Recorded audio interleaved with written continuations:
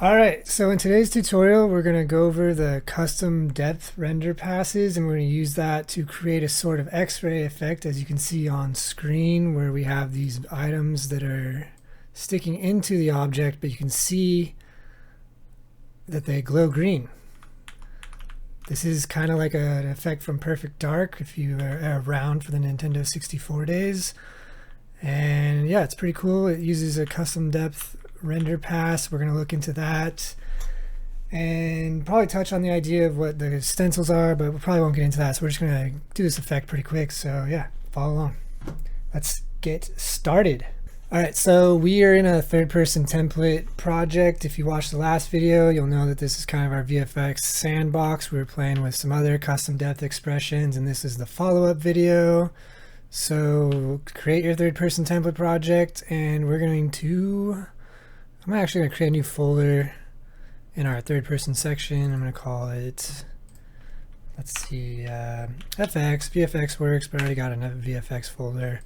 We're going to go in here, bring this up. Actually, before we do any of this, something I want to show you guys is if you click on this lit button and you go into buffer visualization, hit overview, you'll see all these different render buffers, and when you move around it updates in the viewport. And so you can see the top right is the world normal, we got opacity, scene depth, base color, and all that. And what we are going to be using, if we go back to the overview, highlight buffer visualization, is custom depth. And you can see how anywhere else is black, but these areas are gray. And so we're going to use that depth buffer where these videos are gray, and we're going to use a material to color them whatever color we want. And we're going to do that whenever they are inside or behind something. And that's how we get our X-ray effect. Similar to Perfect Dark from Nintendo 64, the railgun, which was one of my favorite and also one of the cheapest weapons in the game, besides maybe like the laptop gun or something. But yeah.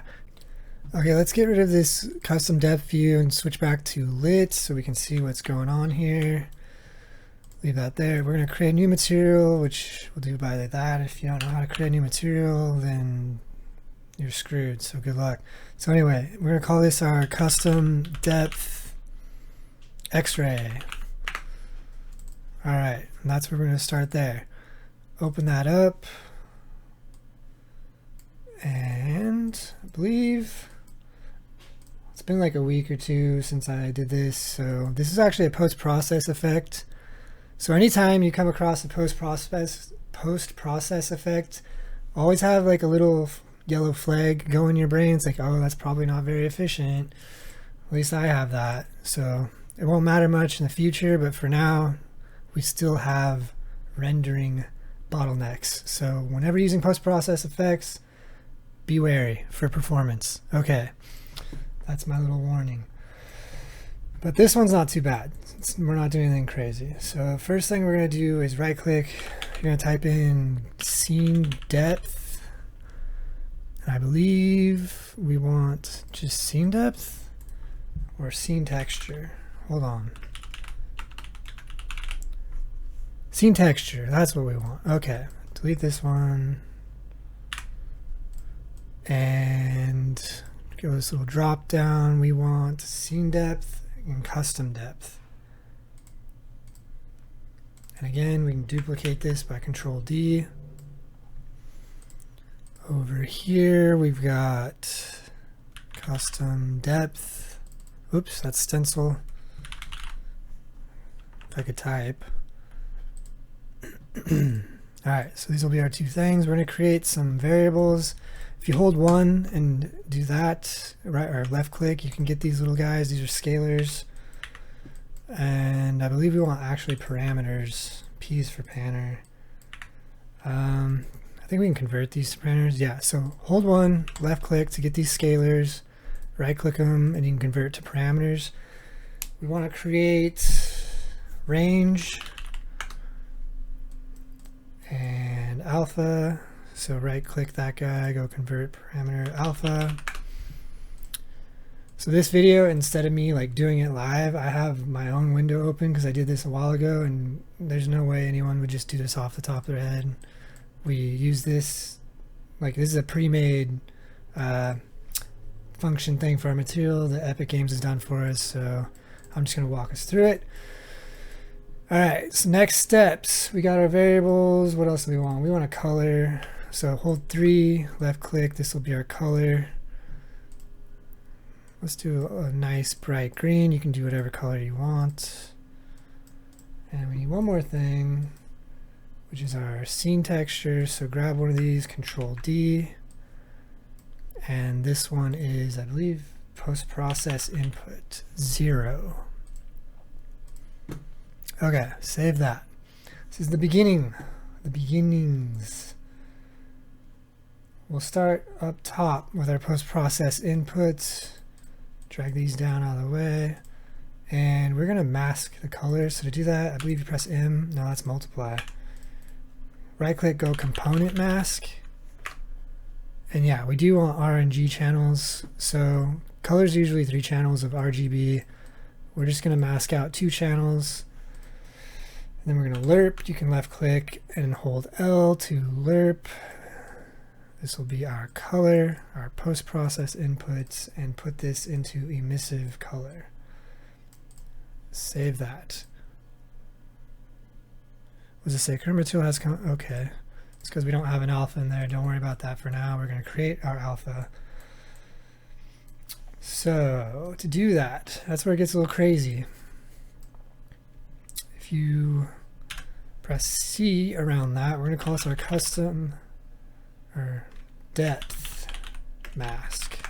My wrist hurts. Wrist is injured. All right, let's go.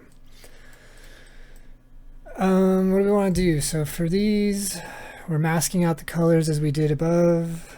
So take your component mask.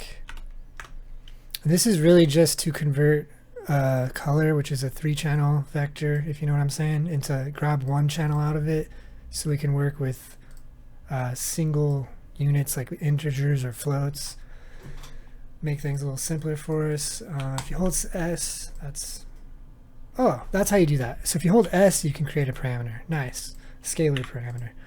We want to subtract. I don't think we can do that. So subtract. We'll get this component mask, we'll duplicate it. This isn't really teaching because we're just going through this. We're going to create an if. This is our math, hold 1. This will be our B, or B will be 0. So we're saying we're comparing A and B, which is this scene depth, and we're subtracting this custom depth. We're using these masks so we get 1 value and 1 value, even though colors tend to be vector 3. R, G, and B. We're just going to use the first value so we can subtract those and compare it to another value that is a single scalar, which is 0. And we're going to say if A is greater than B, which B is 0, we're going to say that this is 1. And we're going to duplicate that and make this one 0. And this is going to be our alpha. So you're going to say, like, okay, if it's this value, color it. If not, don't color it. You'll see how that kind of works in a second. So here, and this one goes for A less than B, and A is equal to B. Save. Doesn't like that because we haven't plugged it in yet. Okay. Let's bring our alpha here, and our range to here. Next thing, we're going to add. You can hold A, left click, and you'll get your little add thingy. It's nice, convenient. Then we're going to divide. Move this up a little bit, create some space. What are we dividing by? Oops. We are dividing ourself by these 2 values. Move that. Then what? Multiplying? Multiplying by 2. Flooring, so flooring to round down. And again, someone at some point, probably 4+ years ago, figured this out, and it is now like a recipe. It's not something that we need to be thinking about too much. Like, oh, what the most thing you want to understand is that we have values from the scene depth and custom depth. We're comparing them, and then depending on which one is less than or equal than, we're going to do 0 or 1, and then we're going to multiply that, which we then want to clamp. Oh yeah, and our range. We need to give our range a value. I'm going to do like 1,000,000 or something. 1, 2, 3, 4, 5, 6. That's good. Let's try to think how many zeros are in 1,000,000. 6-ish, at least, right? Okay, our alpha. What are we doing with alpha? Multiplying. What's our 0.5? That's probably going to be the alpha of the color effect, I imagine. Once we got that, plug that in here. Plug this in here. We got our min from 0 to 1. That's good. And then our last thing we want to do is clamp 0 to 1 as usual, and plug that into our lerp for our alpha. Okay, that was a lot. That should work now. Refresh it. Why doesn't it like that? Arithmetic between float 2 and float 3. So that's what I was saying. Float 2s and 3s, it's how many values are in there. So this is mask RG, mask RGB, and it'll be a float 3. If you were to mask RGBA, it's a float 4. So you kind of see how we're doing those 2, 3, 4 things. It's a type conversion. It's just so the programming lines up. And that's the material. We do our little comparison there. That's that setup. So I'm going to pause it. Alright, so I'm actually going to change this color because we already have green on the other one. So I'm going to make that like a bright orange so you can see it clearly and differentiate between the two. We're going to go in here, right click, and create a material instance from our X-ray depth. And then there are a few settings we need to set up in order to make this work in our game. And the first thing you need to do is get a post-processing volume. I'm going to show you where it's somewhere. Search post-process volume. You probably don't have one in your map. So to get that, you go into Window. I think it's Place Actors. Just type in Post. Yeah. So Window, Place Actors, go post-process volume, drag it into your map. I've already got one in there, so I'm not going to do that. And then you're going to go into the search bar, and you're going to type in, what, custom, no, blendable, okay, post-process materials. So I'll type that in, process material, yeah, post-process materials. You're going to have this array, you're going to add an item to the array, and you're going to select our newly created X-ray instance. So we're going to go custom X-ray instance, which I already have one, but we're going to pick the new one. Which one's which? This one. I'm just going to drag and drop it. You can drag and drop it. That's a nice thing. Okay, and there's another thing we still have to do. As you can see, those guys are no longer showing up in game because I changed their material from the old one to the new one. The other thing we want to do is go into our project settings. It's in the rendering tab, but if you type custom depth stencil pass, you're going to want to enable this. Okay, so we have that enabled. We have that setting here. Now the last step that you got to remember is whatever item you're wanting to put this X-ray material on, you're going to select it, go into the details, and you need to type in custom depth pass. So render custom depth pass, you have to enable this little checkbox. So those are 3 settings you got to get going on there for this to work in your project. And then once you do that, you can go to the object itself, which we're here, and make sure we apply the material to them. So this is an SKM Mani, this sphere render. I made a custom actor here. How do we find this? Browse to asset. Okay, so right click whatever object you wanted to put it on, browse to asset, open it up, and that's strange. How did I do that before with that?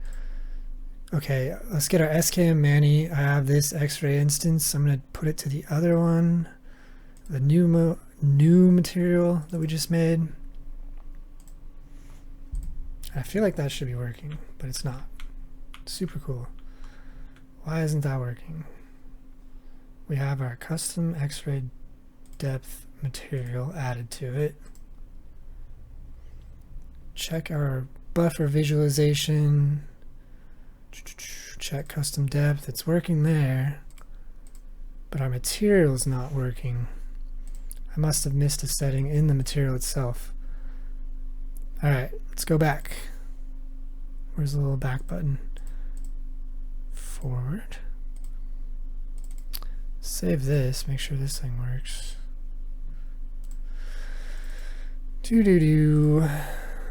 What are we forgetting? We got our range, alpha. I'm gonna have to figure out what I'm missing real quick. Okay, I found what I did wrong. I had switched these, so I had it like this, where scene depth was subtracting, scene depth was subtracting custom depth, but you need custom depth to be subtracting from scene depth.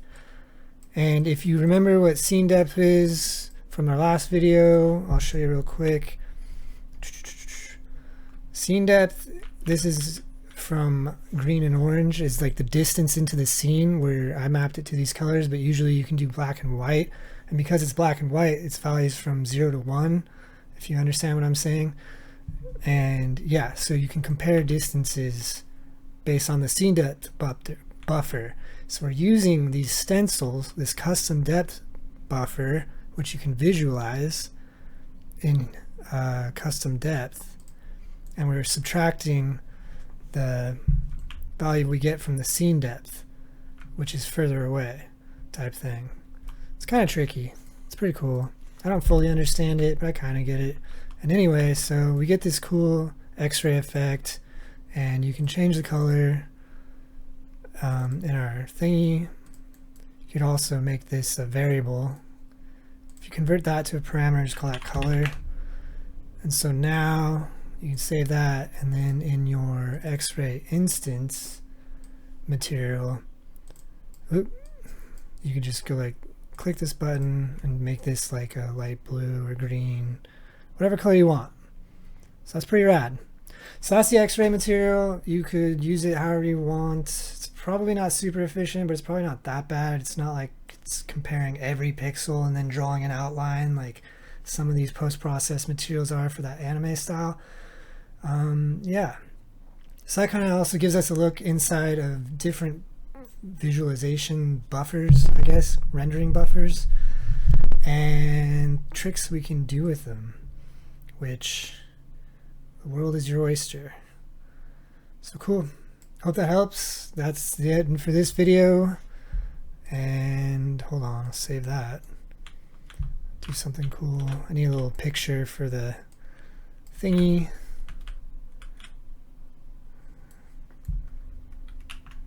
Nice. All right, till next time. Peace.